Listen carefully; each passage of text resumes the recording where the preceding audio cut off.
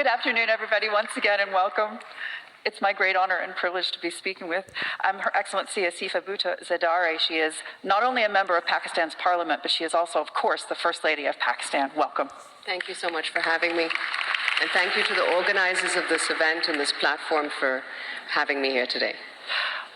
Your Excellency, I want to kick off by just asking you to walk us through how you see the role of public service, because it's not only a family legacy, but it's also a passion. Just for some context, for those who might not know, my grandfather was Shaheed Zulfikar Ali Bhutto.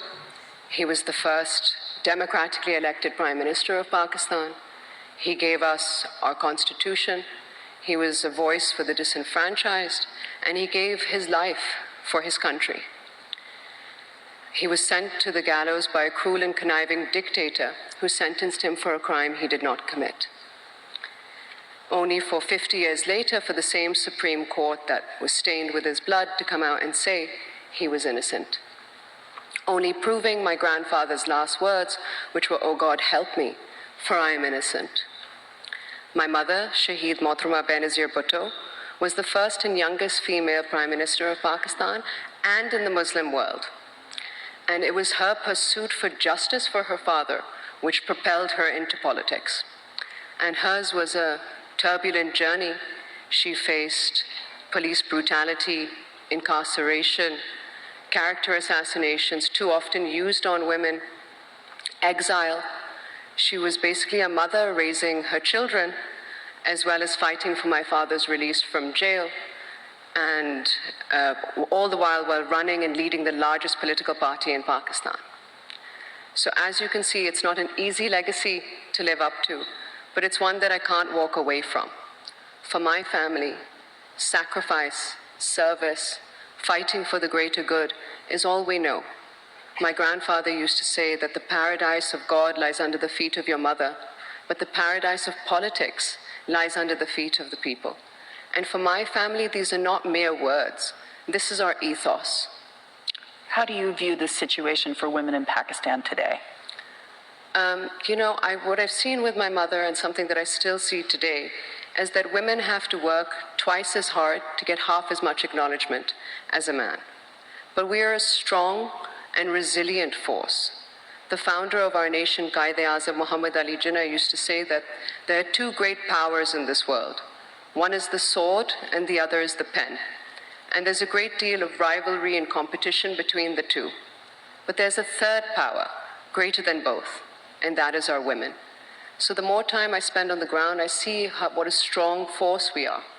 And with regards to the issues that women might be facing, whether it's in Pakistan or globally, you name them, we're facing them. Be it inequality, be it security, be it access to healthcare, education. But we are a strong and resilient force, and the more time I spend on the ground, I see that with the power of the vote, we manage to make our voices heard.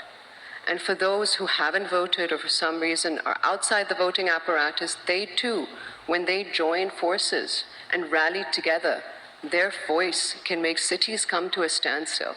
Yeah. You wear two hats. You're a member of parliament as well as being First Lady. How do you square the two? Because you need to be outspoken for your constituents, and at the same time, sometimes it's difficult to be political. That's true. I've only recently become First Lady as my father became president, and as a widow, he decided to name his youngest daughter First Lady in order to fill that role and make sure that we have a strong representative for women and women's rights. Do you feel like you have to hold back?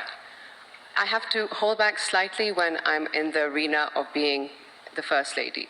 But as a member of the National Assembly, when I'm on the National Assembly floor, I will be fighting for my people's rights, needs, and whatever they say to do, I'm their public servant. Yeah. In discussing your family's legacy, it's impossible not to focus on the fact that politics, as you know, can be deadly. Right now, Imran Khan says he's under threat for his life. How credible in your mind are those threats? I think that anyone who says that their life is in danger is a threat that we need to take seriously. But it is heartening to see that all the avenues are open to him. For example, all the courts are there for him to fight his cases. All his needs in jail, whether it be for his newspapers or gym equipment, are being met.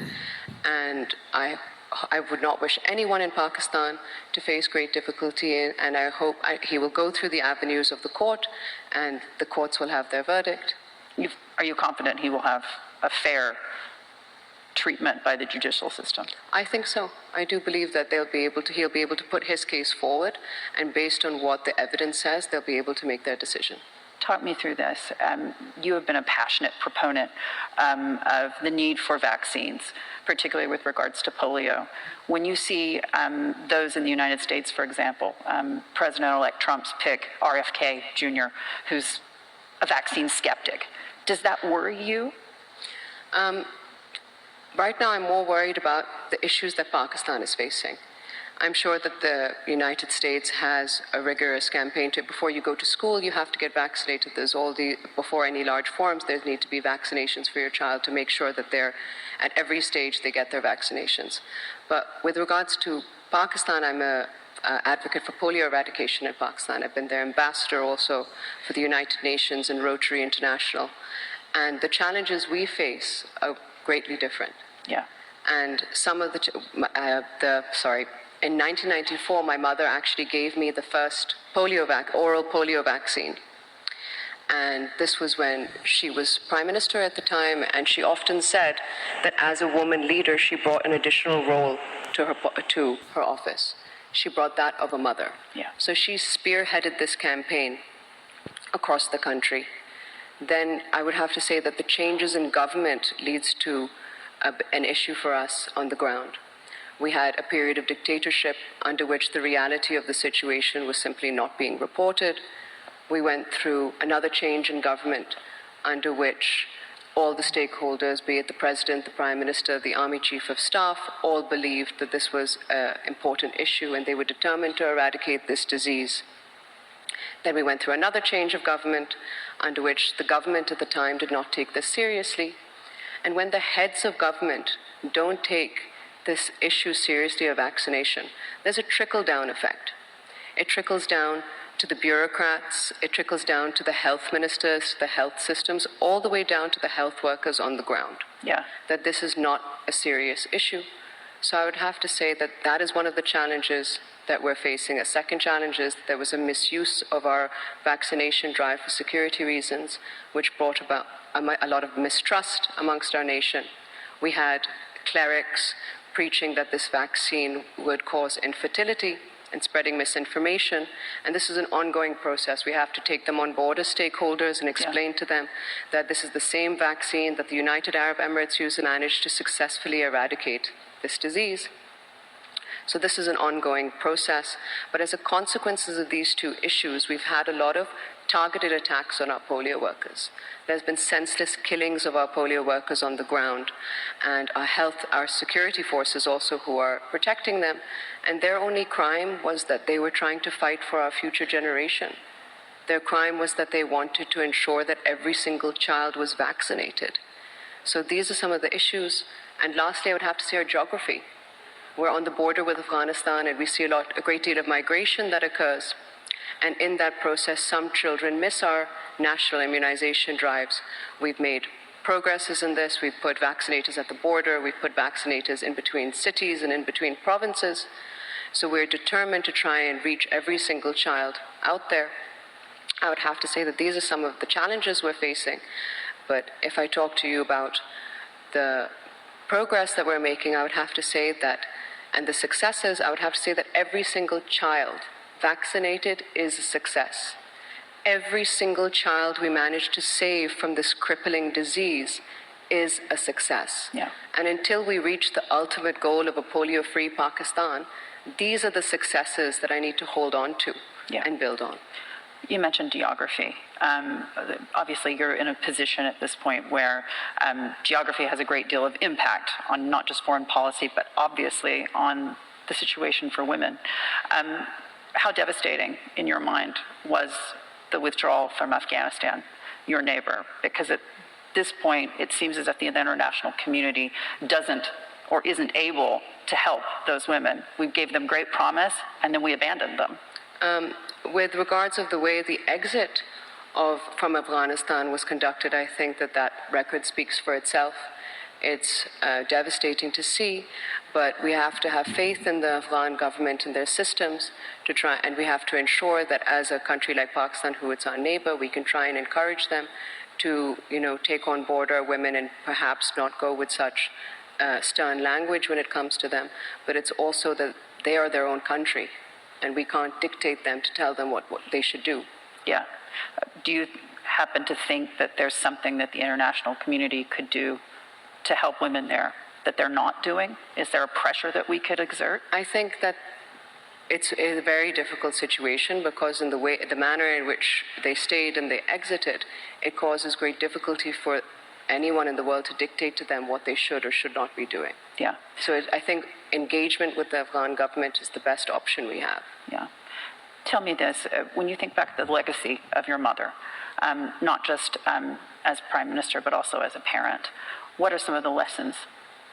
As I get older, even 16 years on from her assassination, I realize that there was a lesson in everything she said and did. And despite the greatest odds, she managed to endure with incredible elegance, dignity, and grace. And if you've ever seen Succor Jail and the conditions she was in, you would see how difficult that was. So in the face of adversity, I can only hope and pray to have half as much elegance, dignity, and grace as she did.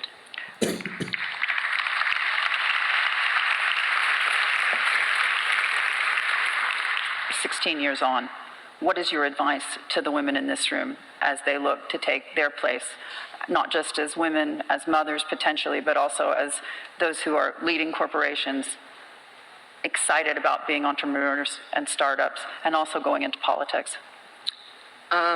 My message to young women would be to believe in yourself, remain steadfast in your values, never underestimate the power of your voice.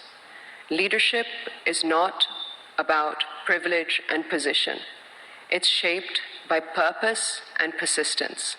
And we must remember that the road ahead will be challenging, but we must embrace education, foster